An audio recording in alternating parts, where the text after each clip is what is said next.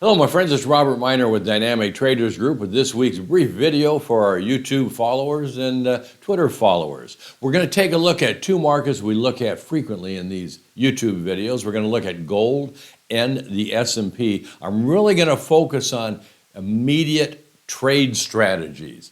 As you know, these videos are not about forecasting. They're about identifying opportunities, trade opportunities with a high probability outcome.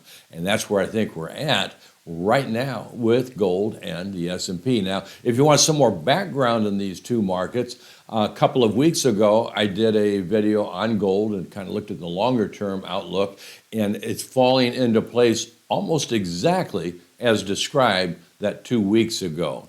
And for the S&P, I think it was 3 or 4 weeks ago, I did a video about the S&P, and also everything's falling into place pretty much exactly as described in that video a few weeks ago.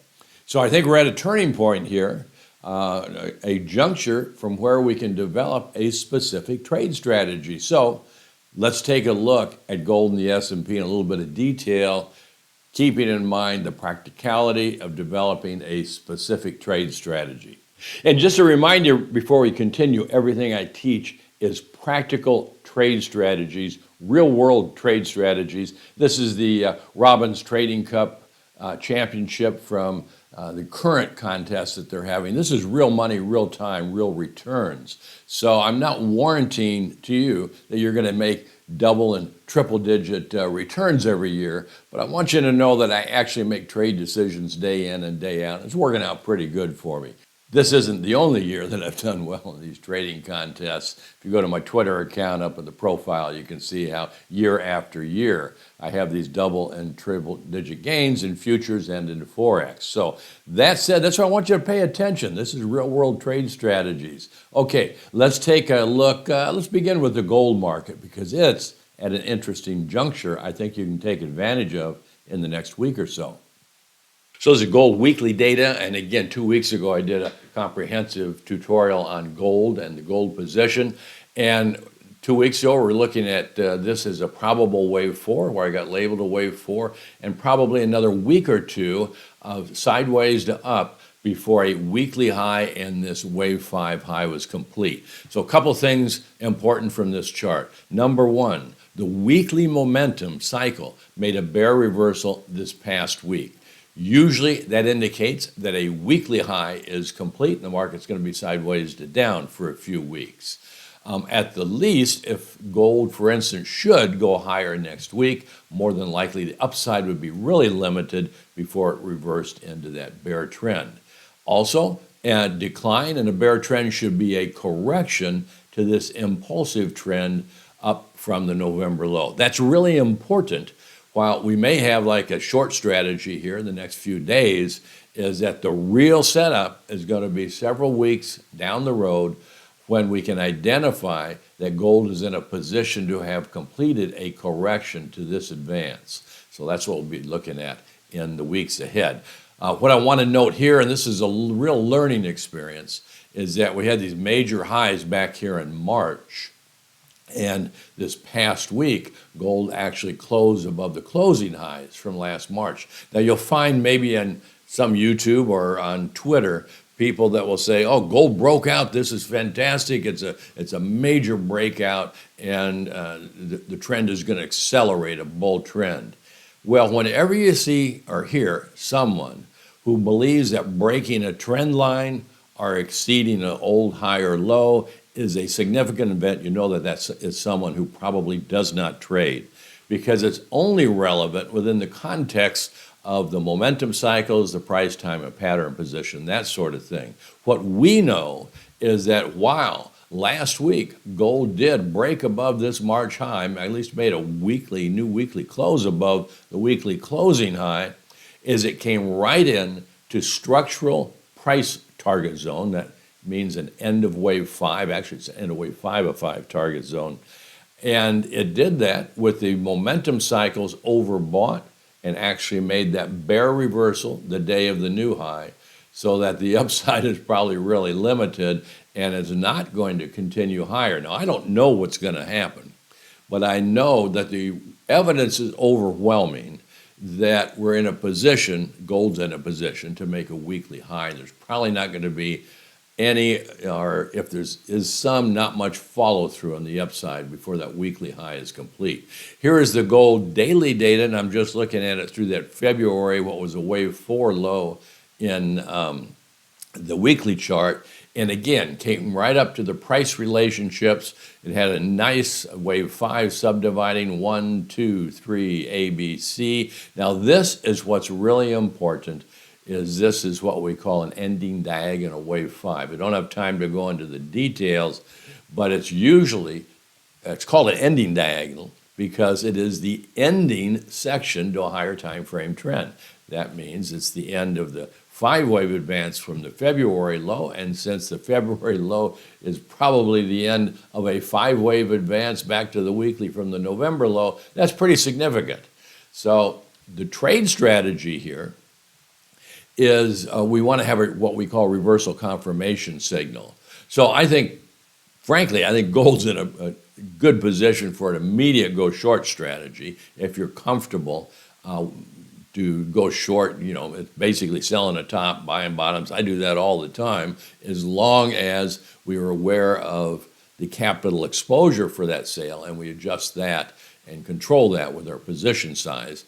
But the sure setup will be following a close below the April 10th close. That's at 2,380. That's the last little swing low. Because should gold close below that level, is that there'll be no more bullish wave count. So close below, let's just call it 2003, stop above the recent high, which is last Thursday's high, is the setup on the short side, or you can wait for the next momentum cycle and bear reversal, which probably wouldn't occur until later next week, but that would represent a correction against this initial decline. So those are the specific trade strategies that you can use. So this is the SPX weekly data. And here's a key piece of immediate information to take a look at, and that's down in our momentum cycle has reached overbought.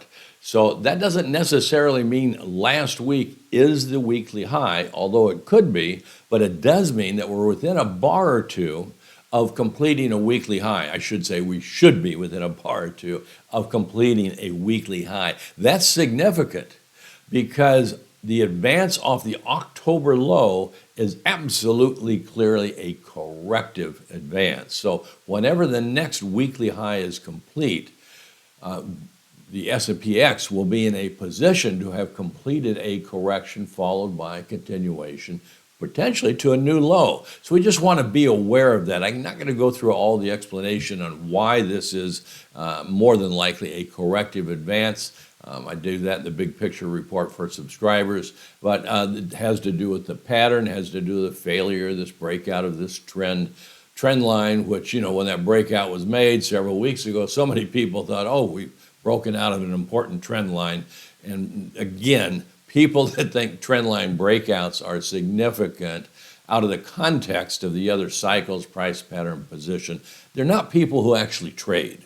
Okay, they just they read a book on technical analysis or something, and so they want to act like they know what they're talking about. Trendline breakouts are not significant most of the time. So here's the SPX daily data, and coming off of the March low is a probable 1 or a 2 or B correction, and a probable 3 RC advance right up into Friday's high, which has a good possibility to have completed that advance. Now, more than likely, this is an A, a B, and a C, not a 1 and a 2 and a 3 in Elliott wave terms.